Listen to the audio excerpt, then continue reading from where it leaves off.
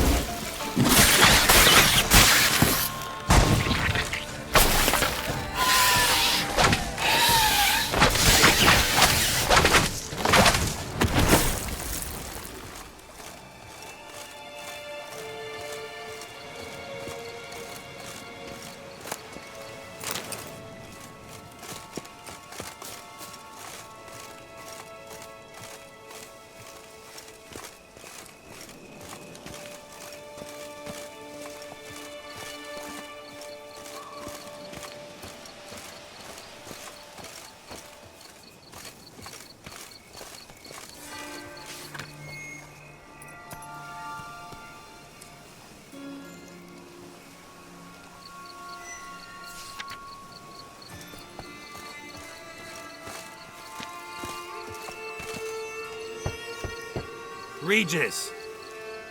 Damn it. Locked. No way I got the place wrong. This is it. Gotta be. Gotta be another way in around here.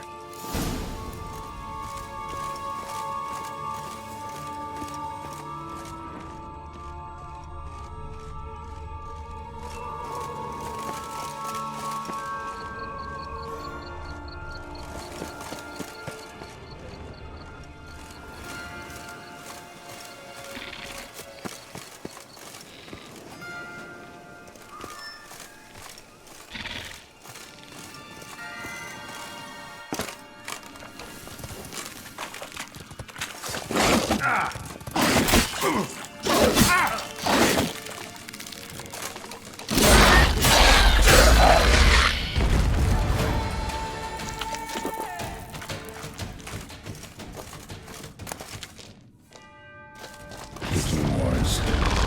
Fiddles plenty around here.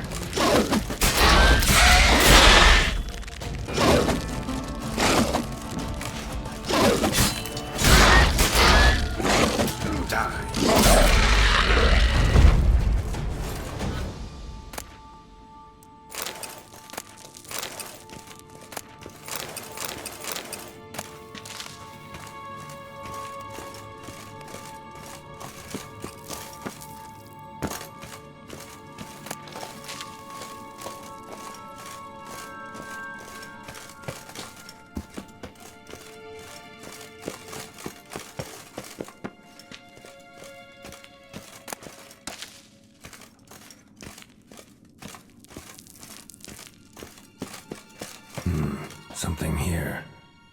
Where's that artifact Kira gave me? Interesting.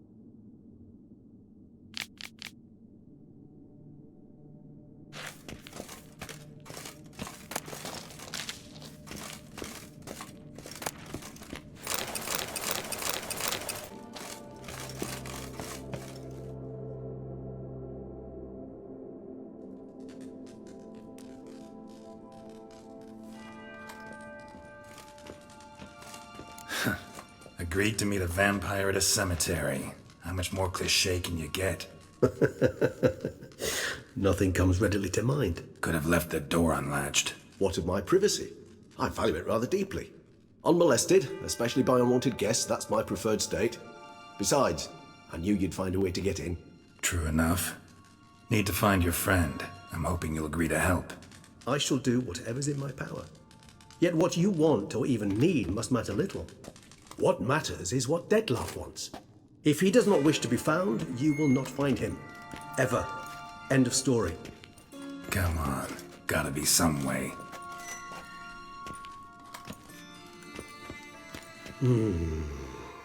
Vampires can evade detection by the senses, and no divination magic works on us. Even the most precise megascope would be useless. And this? Could this help? Wherever did you get that? Off one of the beast's victims, found by a bend in the river. Body was chopped in pieces. 3 of those pieces were hands. Hand with the ring seemed the odd one out. Abruxa had taken an interest in it.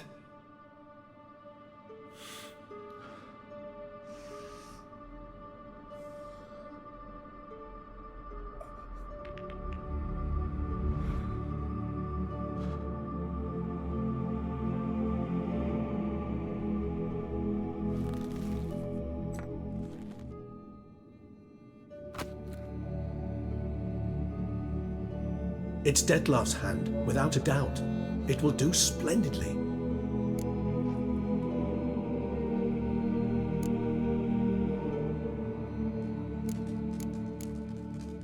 Can't you just summon Dettlaff?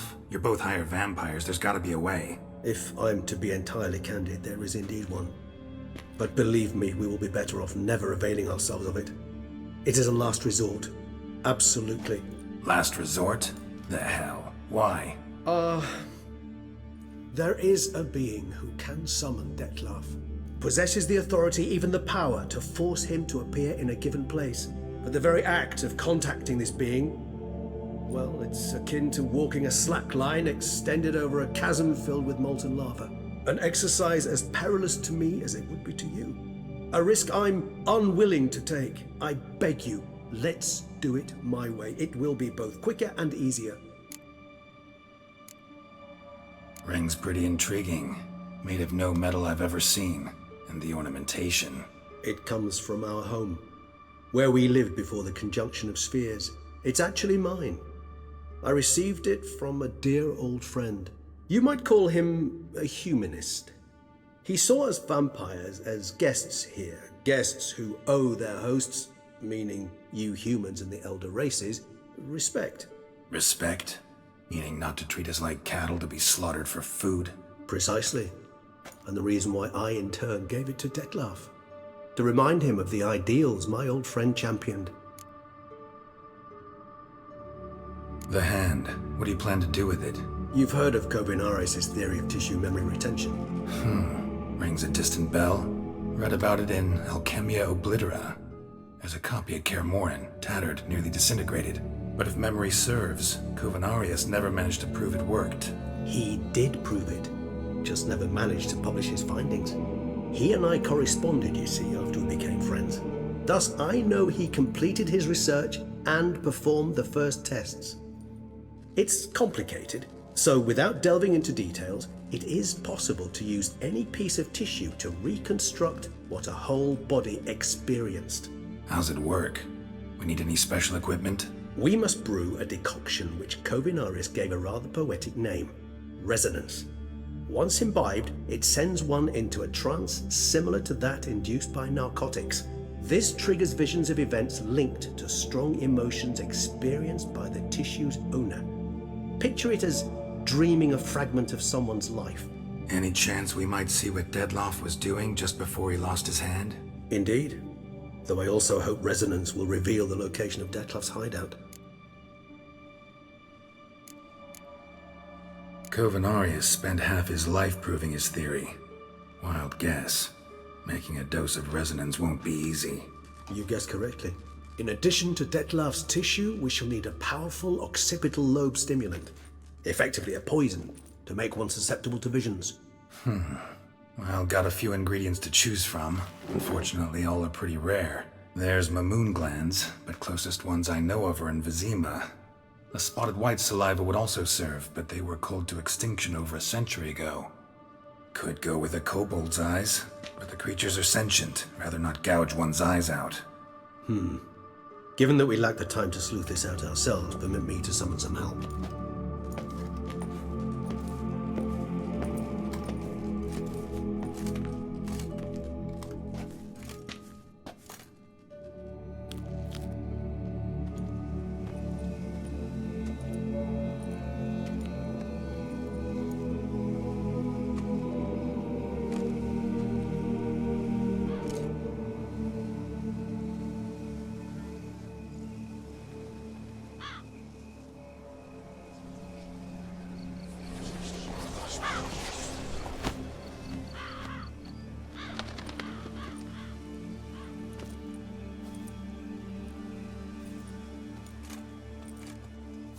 What was that? A raven? Rather a common sight at this latitude. Very intelligent fowl. I asked him to look for the creatures you mentioned, him and his brethren. Perhaps they'll find one in the area, and I would hazard that a flock of ravens will spy any said creature faster than a solitary witcher would, with all due respect to your skills, my friend. It will take them some time, nonetheless, so perhaps you'd care for a snifter of mandrake.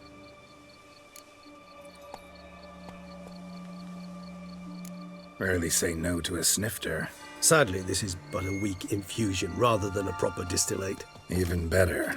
I remember your mandrake hooch. Made people say things they'd have rather kept to themselves.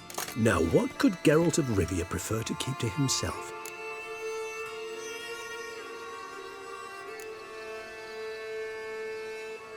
Everyone's got some secret. I agree wholeheartedly.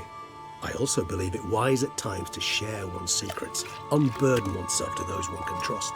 This your sophisticated way of asking me if I trust you? I prefer almost always to ask you directly. It seems a test of intelligence, one you just passed. Maybe you should go first. Reveal one of your secrets.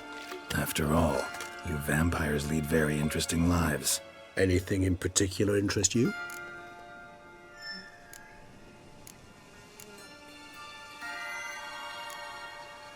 Always fascinated me the way vampires can regenerate. A hand growing back is one thing, but Detloff recreating you out of a wet smear? Something else entirely. A difficult and laborious process, but one that's possible, as my presence proves. But I've heard you too had quite the adventure. They say you lost your memory. For a bit, but Triss helped me get it back. Actually, pretty damn lucky I only had amnesia. Yes, you humans are rather buggered in those terms. To strip you of life is, well, it's just plain easy. I've always pitied you in that regard. We vampires are much harder nuts to crack. If a member of another race kills one of us, we can be reborn with a living higher vampire's help. However, if one of our own strikes the deadly blow, death is permanent. There can be no rebirth. One of the chief reasons why vampires long ago swore never to fight one another. Got a new life, a new body. That give you a new start? Blank slate? Starting all anew is a very broad concept. What exactly do you mean? Your blood addiction, say. Wondering if your body's the same, if it still remembers. Maybe if you drank now, you wouldn't get hooked. All addictions are a form of slavery. Re-addiction's not a risk I'm willing to take, just to test a hypothesis about corporeal regeneration and whether propensities carry over. Fair enough. Curiosity, that's all. Sorry. Not to worry, Geralt. Curiosity is a natural reaction under the circumstances, apart from which I've always valued that trait in you.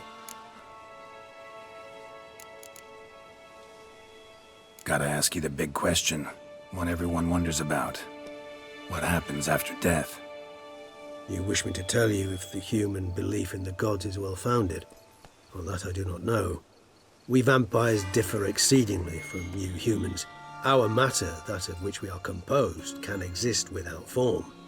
We require neither a heart, nor a brain, nor air to breathe. But were you dead? As humans understand death, yes. Feel anything? understand anything? It's rather hard to explain. I felt something very unsettling. Something I cannot even name, for I did no reasoning. Only after rebirth did I begin to understand that what I had felt was cold and unimaginable fear. If not for Dettlaff, I might have drowned in an eternity of icy terror. Can't have been alive then. Sheesh, experience like that must be vicious. Indeed, it's hard to compare to anything I know. Yet you are aware we don't see death as you do. The way you cling to life, we find it entirely peculiar. You are mortals, ergo it's a foregone conclusion. You will die. It's but a question of time. Thus, I often find myself wondering why you try so very hard. To die at 20 years, 40, even 100, what's the difference? They're all but the blink of an eye. Depends on your point of view. Man who's got 1,000,000 crowns to spend can't possibly understand one who's only got 20. Very true. One's outlook can indeed change much.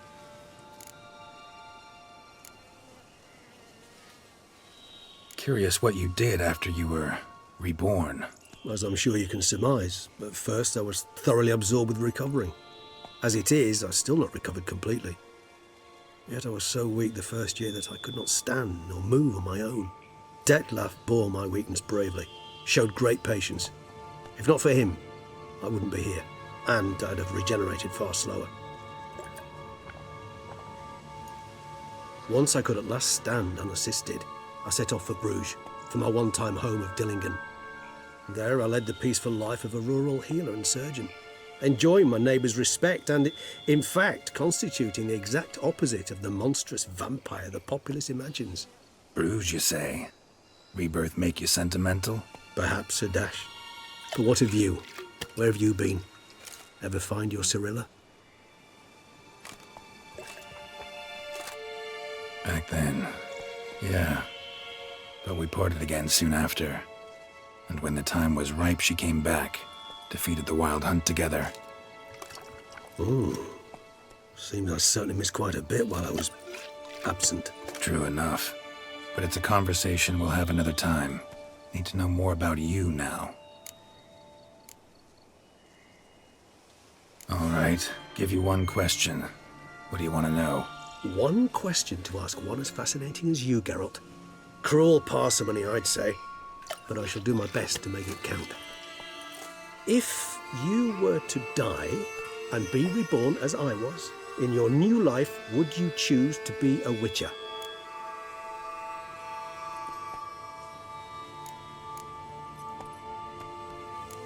See, Regis. Doubt I'd know how to be anything else. Ever tried? See, you're determined to get an answer, to find out if I like being a Witcher. Just refuse to ask directly, as always.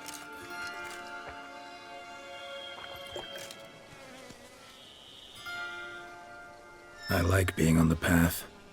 I like picking up a lead, a trail. I like the tension right before a fight. And nothing gets my adrenaline flowing like battling a beast. Even gotten used to people treating me like a freak, an outcast. Yeah, not something I think about much, but I like being a Witcher. Thank you for being honest. Honesty is an attribute of the truly brave, and thus a privilege of the very few. Still no sign of your winged friend. Sure it understood what you wanted? Dead certain. Let's wait a bit longer. It'll return soon, don't doubt that for a moment.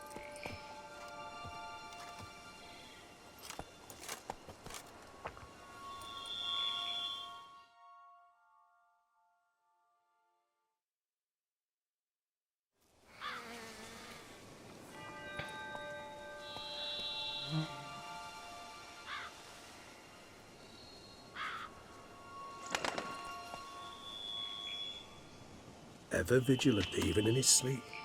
Quite vampire-like, in fact. Are you absolutely certain they don't administer a few of our genes during the trial of the grasses?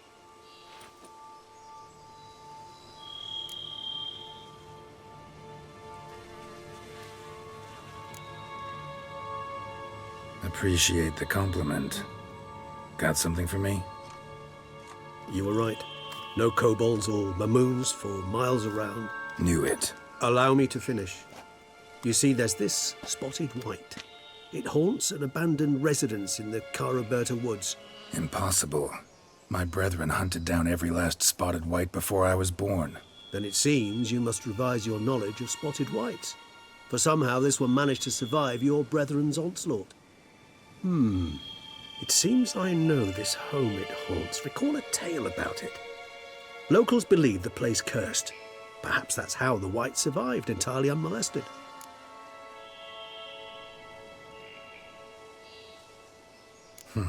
Know anything else about this curse? I don't recall much in particular. Really don't attach much importance to such things. It was mentioned to me as an anecdote, no more. Come on, search your memory. Something, anything could be important. I believe it had a relation to hunger, or, perhaps greed, rapacity. Someone was punished for something... Textbook definition of a curse, pretty much. Sorry, Geralt, I try not to clutter my mind with the details of every far-fetched tale I happen to hear. What are your thoughts? A specimen of a species thought long extinct, and a curse in one place. That a coincidence, or are they related? Ah, professional curiosity. Personally, I've nothing against you delving into this dilemma, but please remember we need the white's saliva. Nothing beyond that.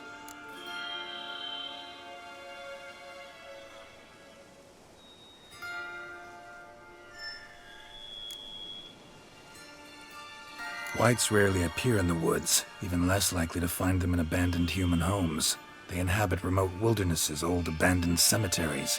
What's your point? This might not be a spotted white after all. Your little helper might have made a mistake. I sincerely doubt it.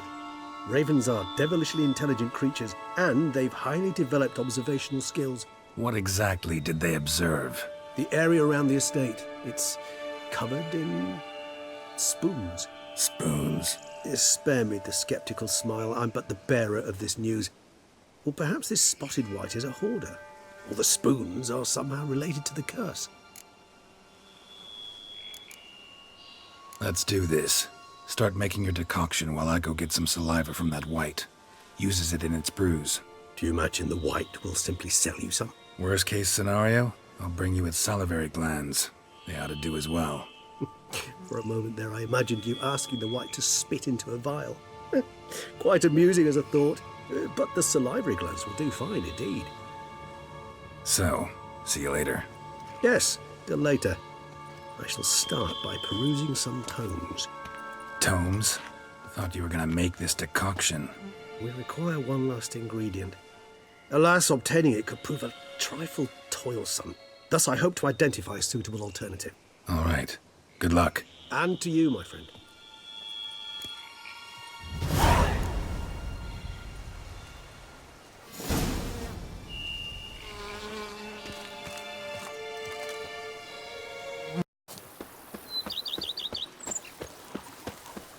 Sure, go on.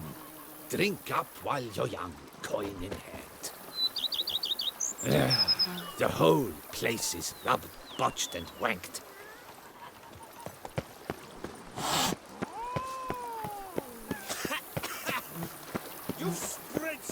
Welcome home, sir. I am Barnabas Basil Faulty. By order of the Duchess, I shall serve you as Major Domo of Corvo Bianco. I previously served with distinction at the Nibli family manor and in Nazaire with Admiral Rompali, who, as you are certain to know, is an extraordinary demanding gentleman. Whoa, Barnabas Basil. One thing you ought to know. I'm not your typical landed gentleman. Truth be told, this is the first real property I've ever owned. Oh, in that case, you must leave it all to me. I shall organize, see to everything, and whip the house into order. I dare say this place will soon be the most prosperous vineyard around. Great. Can already see I'm in good hands.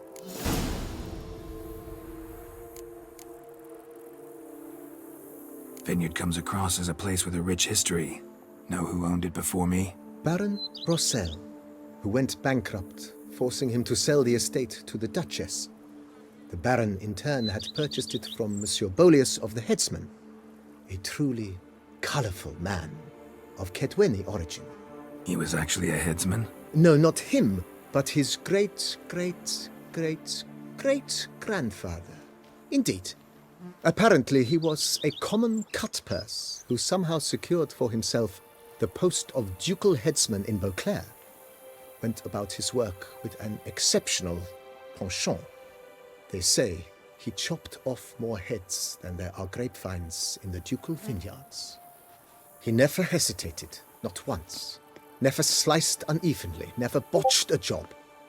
For his exemplary service, the Duke granted him a title and this estate. Monsieur Bolius, on the other hand, was an engineer in his younger years. Once retired, he settled here and took to producing wine. Sadly, misfortune struck and he lost his sense first of smell, then of taste. Additionally, he could not drink alcohol. His medic forbade it. Shame that. He gave up making wine? Not at all. He made even more of it. Began throwing wild balls to which he'd invite friends from far and wide in order to treat them to his wine and delight in the fact that at least someone could enjoy it. It's the sort of man he was, Monsieur Bolius.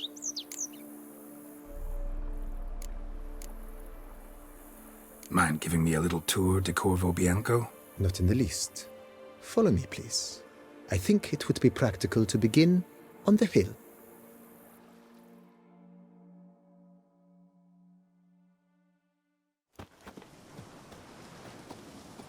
Behold, sir, your estate in all its splendor. Pretty vast. Indeed. And now, sir, allow me to show you a handful of interesting details. Follow me, please.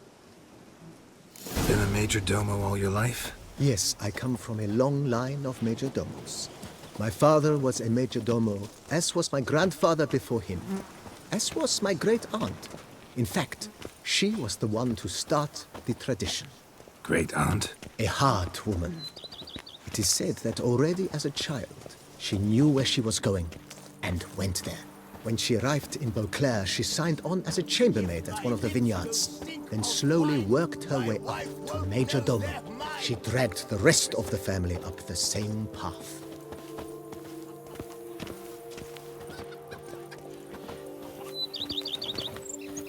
A man who dare not down some red is a The servants' quarters. I occupy the green home. With the Duchess's permission, I have hired a full staff. Their salaries to be paid from the ducal treasury. Nice of her. Not the most sightly part of the estate, I admit. But I think it's worthwhile for you as master of the domain to know where the help stays. Scrub often. You'll soon need a coffin.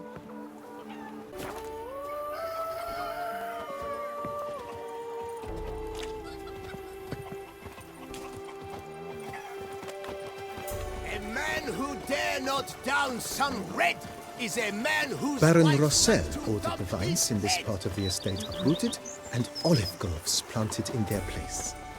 They look beautiful, especially come spring. Don't look at all bad now, either.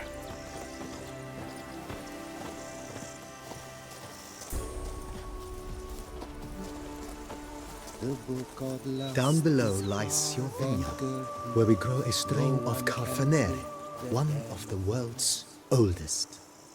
Aged in oak barrels, it provides for an exquisite wine with distinct blackberry, wild cherry, plum, and cinnamon notes. Marvelous. Have to try it one of these days.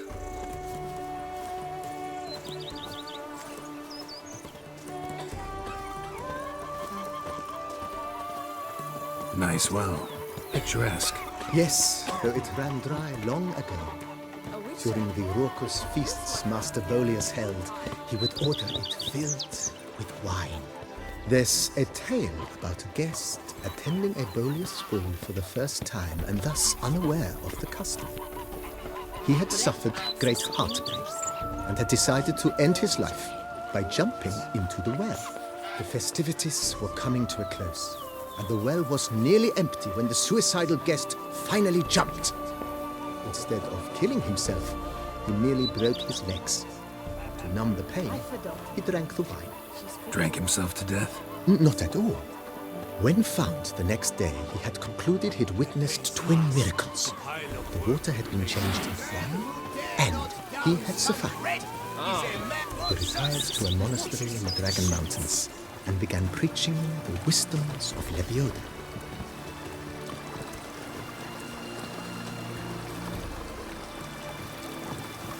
A man who dare not down some red is a man whose wives like to thump his head.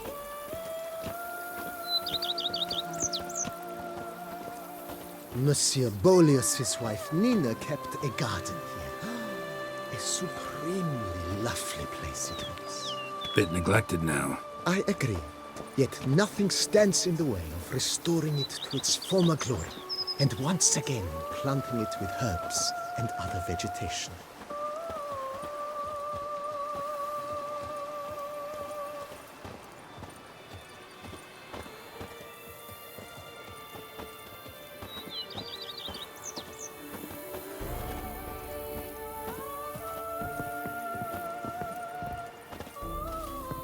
Madame Nina planted diminutive, delicate flowers and herbs here. One might say their aroma still hangs in the air. You're quite the romantic, Barnabas Basil.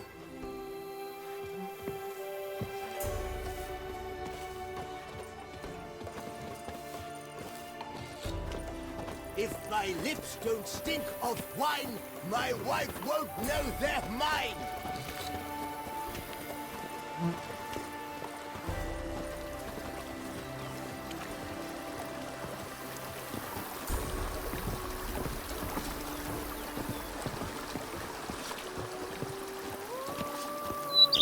I work from dawn to dusk's last light. Then give This served as an additional wine cellar in years of plentiful harvests. Bit of work and it'll make a fine stable for Roach.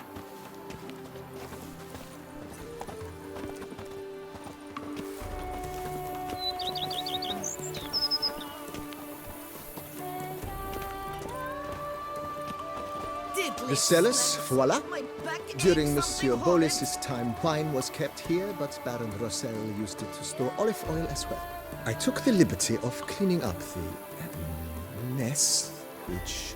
I made while fighting the Bruxa.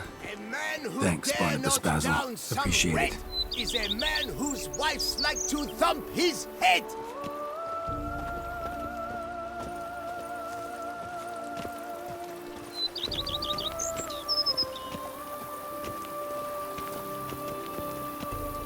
As you can see, the facade is, how to put it, slightly stained. But one cannot deny it, a certain subtle southern charm. True, though it could use a bit of subtle paint.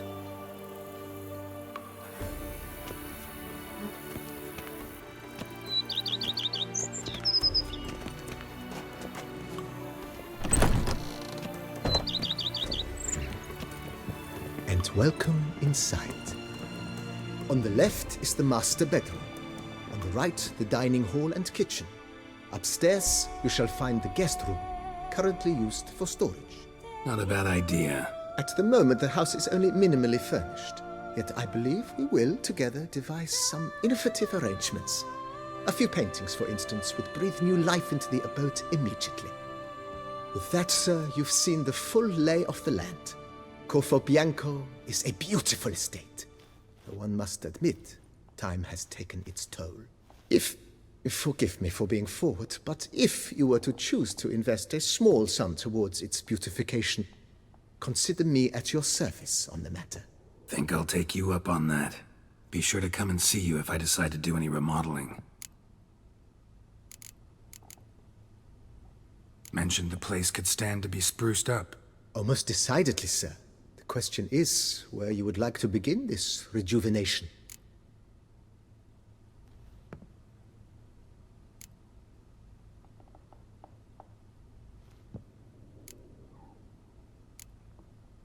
Been thinking about the outer walls. Maybe a fresh coat of paint or some patching. If I might dare to make a suggestion, why not start with a general renovation? I once oversaw such work at Admiral Rompelli's summer residence. The effects were simply breathtaking.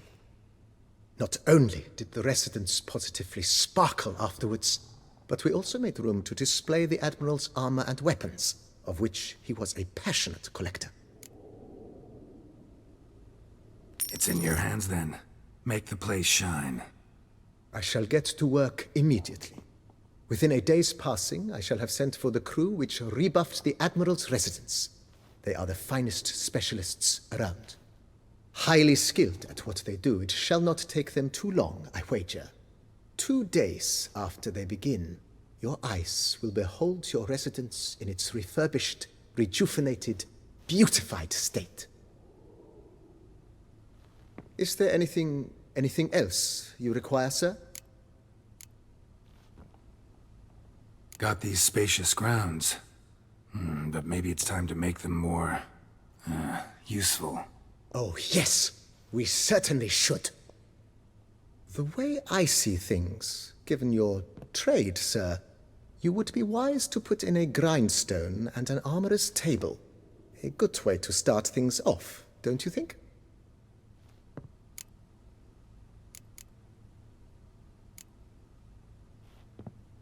My armor needs work from time to time. You know, oil this, reinforce that. Could use a decent work table where I could do all that. Admiral Rompelli once hired a specialist who made the finest armorer's tables this side of the Yaruga. I will contact him at once.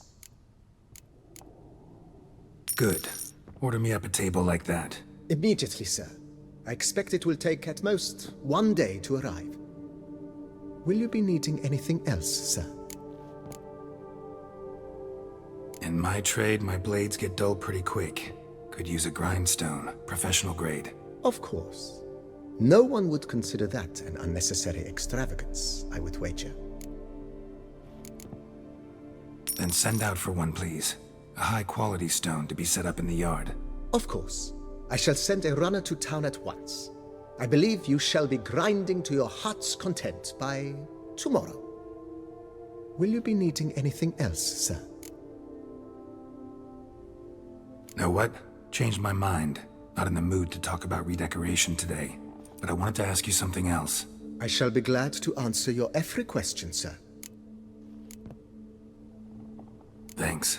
Gotta get back to my business now. See you soon.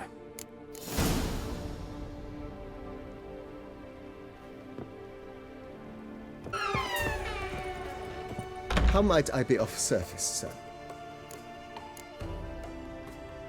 Ever play Gwent, BB? Funny you should ask, sir. I was quite adept in my younger years, but that was so long ago. I fear I've limited my interest to collecting now. Managed to assemble quite the set of decks. Sounds interesting. Mind showing me what you got? Not at all, sir, but only in action. A round or two, perhaps? May the best man win. Do you wish to play against any particular faction, sir? Skellige seems most appropriate for you. As you wish. Would you prefer I use my strongest deck or a weaker one? Feeling lucky today. Use your strongest. At your service, sir. Well then, let us play.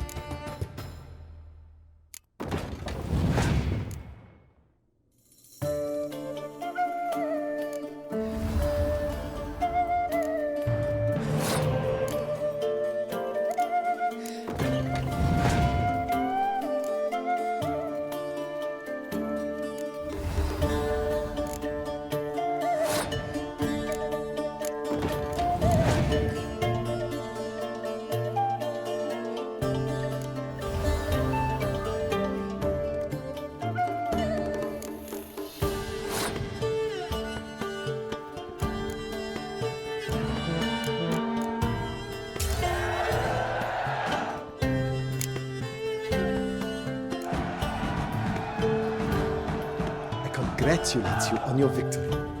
Shall we continue playing?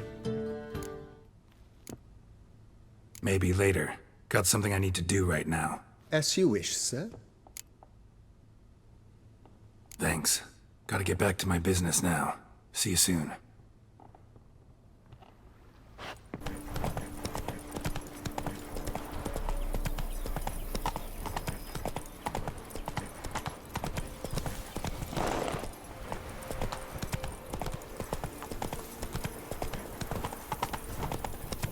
When the Duquesa laughs, it's no laughing matter.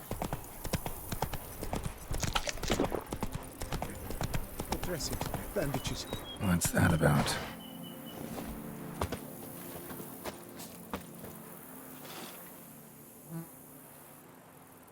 The dressings, bandages. Where did I put them? Forget it. Bandages won't do him any good. What? Oh, but he breathed still a moment ago. Breathed his last then. Bled to death. Legs broken. Femoral arteries ruptured. Wound like that, you're dead in minutes. Gods. What happened here exactly? I was rolling through, fully loaded, when I heard screams. This one crawled towards the road, then drooped to the ground, lost consciousness. I jumped down to help him, dress his wounds. Then you appeared.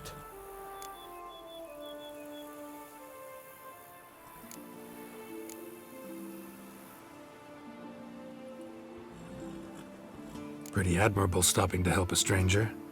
Truthfully, when I saw him, I considered it might be an ambush. The thought entered my mind, I near decided to crack the whip. But to abandon a man in need? It's simply not the decent thing to do. Decent enough in many other places, believe me. Before you go on, clean your hands thoroughly and burn your shirt. Might also want to rub some time on your body to be sure. Smell of blood might attract ghouls otherwise. Who might you be, precisely? A witcher. Oh. Do you expect some beast might have killed him? See what we have here. Legs broken, but cause of death's the wound. Small but deep, edges unfrayed. Either a thrust weapon or a thick claw. Maybe a wyvern's. Tough to say, and... breastplate's unusual. Dented. It's got a patina. An antiquity, I believe. I deal in these things, so... what's puzzling is... why did he don it? Not likely to learn that from him. Now to figure out where he came from. From that house, I'm assuming, but need to investigate. Got some work to do, so long. Wait, I will come with you.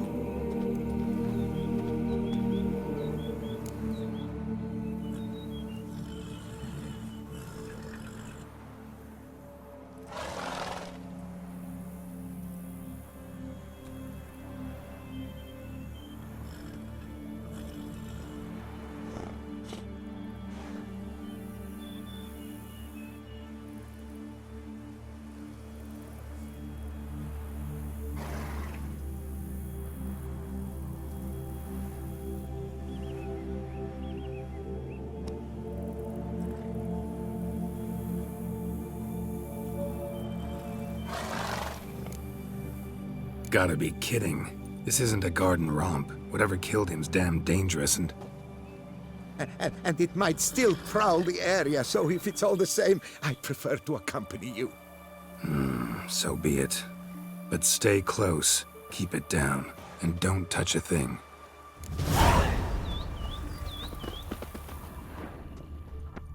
Trail leads to the house on the hill. Which stands silent as a grave.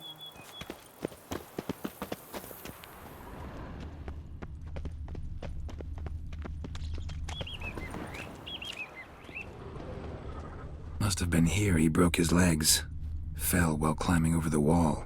Trying to leave the property probably, after he didn't manage to open the gate. Gate's locked from the inside. Clearly been jostled though. Something tried to get out.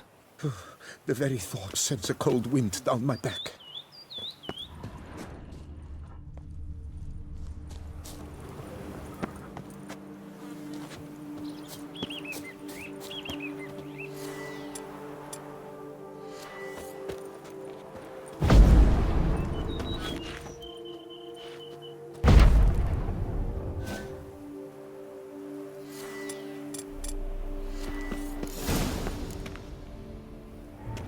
Damn it.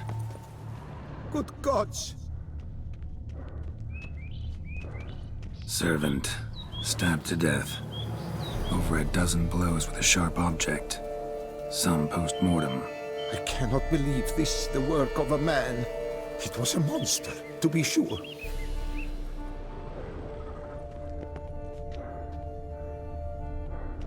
What the hell's this? Setting for a banquet? It seems so. What's your suspicion? Did none survive? Gods!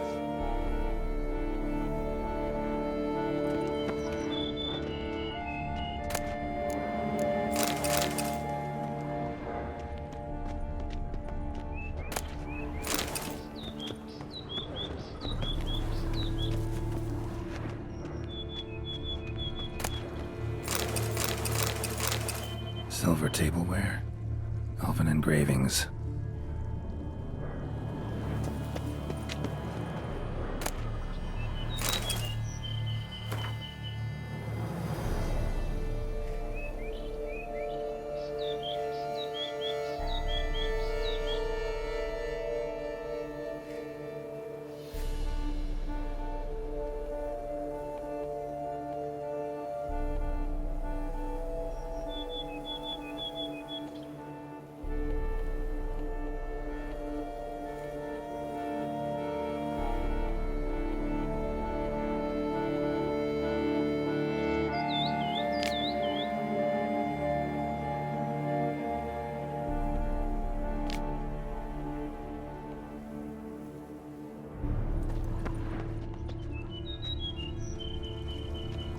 Torso punctured with great force. Blow pierced hardened steel. Man on the high road. Breastplate was identical.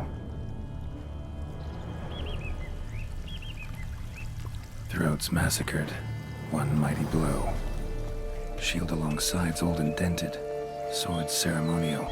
And Shay handiwork clearly. Ceremonial bowls. For little sacrifices? Of what? Please, do not say humans.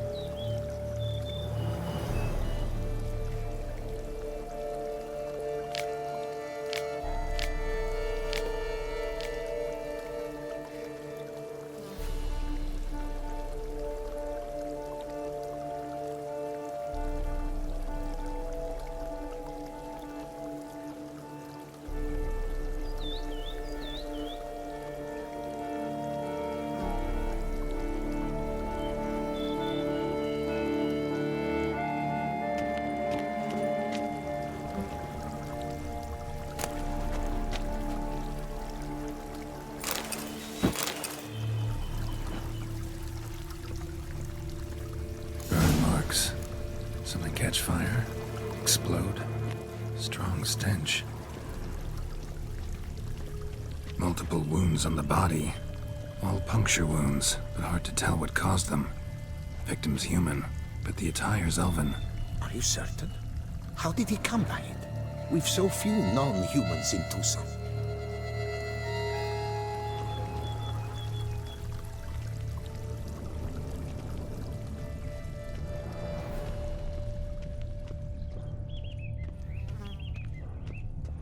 Fled, then dropped to the ground to douse the flames. Didn't manage. Burnt smells growing fainter. Might have been another luckier soul managed to flee.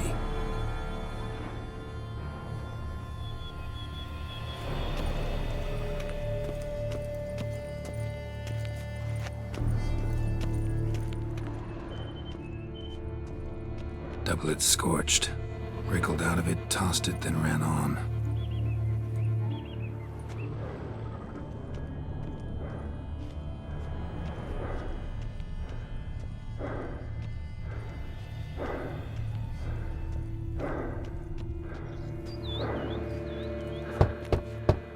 Perhaps there's no one inside after... I know you're in there. Breathing's loud and clear. Open up. We mean you no harm.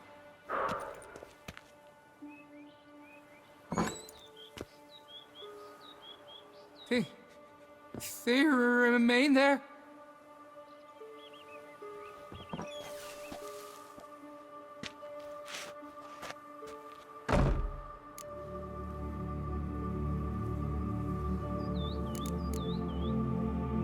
Listen, I'm a witcher. I'm here to help you. But if that's gonna happen, you gotta answer some questions first. You mentioned them. Who do you mean? Those, I don't know what they were. Spirits. It all occurred of a sudden. We were staging a scene. The death of paying homage. There was a flash of light that blinded me completely. I heard cries, though saw nothing. Then felt my own robes were in flames. I broke and ran, threw off my doublet, leapt in here and it shut and locked the door behind me. They pounded on the door. I thought they would get through. I thought I was done for, but in the end, it grew calm. Who are you exactly? Durant Faucher Plamondon de Safaran, Lord of these lands, and Chairman of the Society of Friends of the History of Tucson. We meet here annually to mark the anniversary of the Elfin Homage, but something like this, why, it's a first. So while reenacting a scene from the past, somehow, unintentionally, you summoned a specter, a Korgorath, or a tube, maybe. What? What now? Best thing? You gotta do it again, of course. Are you mad? Would you have this thing kill us? No, don't want it to kill anyone. Precisely why I gotta do my job. Summon it again, whatever it is, and tend to it once and for all. Durand, think I can reenact the pledge? The giving of homage, alone? It was a great, momentous event. The surrender of Tucson's last elfin king. You will need at least 3 individuals.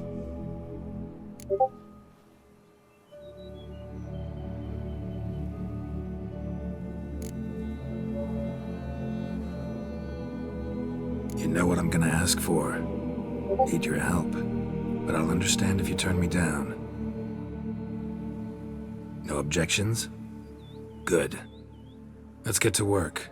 Start by clearing the corpses. Got some time. Won't start the reenactment before nightfall. Things of this sort are a lot more likely to work after dusk. One last thing, though. My pay. Don't work for free, you know. Understood. Just keep the danger at bay, and I shall be generous. Through and through.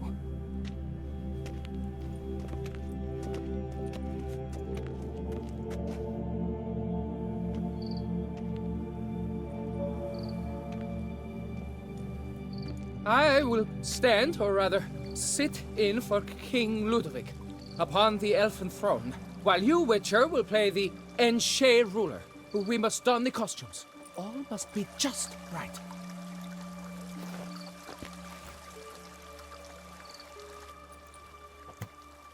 Divethef, the Elven King, hosted Ludovic in his own palace upon his own throne, amidst the blinding glow of a plethora of torches.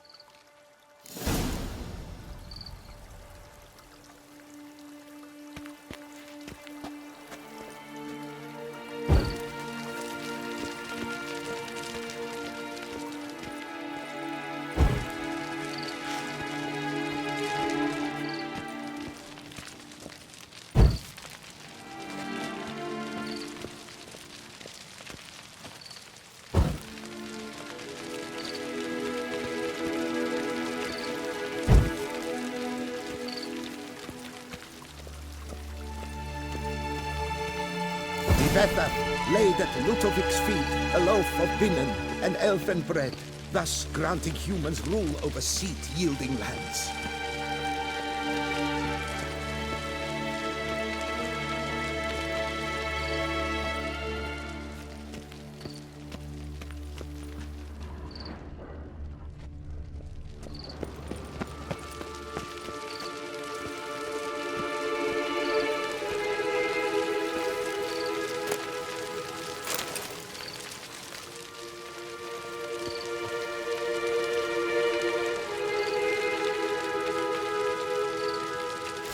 Divethef filled the ornate ceremonial bowls with elven wine, Gwinoet, the sweetest blood of the land that had been torn from him.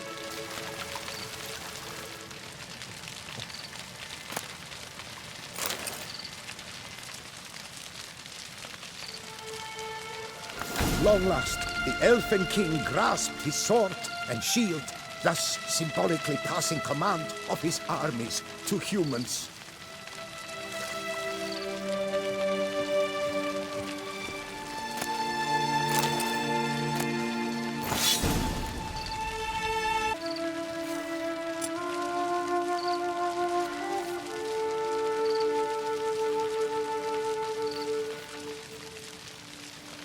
Elfen King, erect in his pride, drew his blade and dropped to his knees, thus acknowledging his final defeat.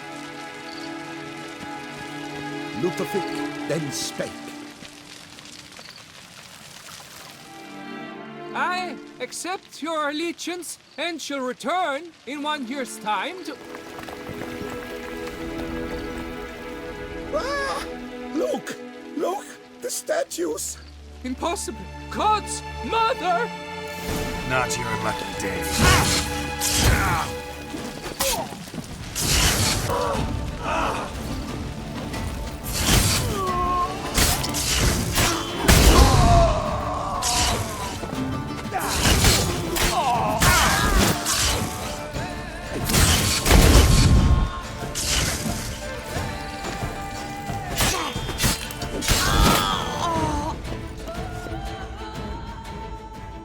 The sculptures, they came alive. By what witchcraft? Dunno. Specialize in killing monsters. Reviving them, not so much. I may know what happened. The statues, you see, once stood in the palace of one Divethef. I acquired them a month past because perhaps I should start at the beginning. This Divethef was to pay tribute to humans, producing statues of this sort each year. Yet he did so but once, for he perished in the massacre of non-humans at the foot of Mount Gorgon in the year 782. It's fortunate he did too, as Divethef had planned Ludovic's downfall, for he sculpted not statues, but columns that masqueraded as such. Columns activated with words said in homage. Columns that would have turned the king and his bodyguards into so much colorful confetti. Typical. Treachery embodied. Elves. Psheh. Beast's dead. Path awaits. High time I was on my way. Hold, master. Please, take this. journey to you, Witcher.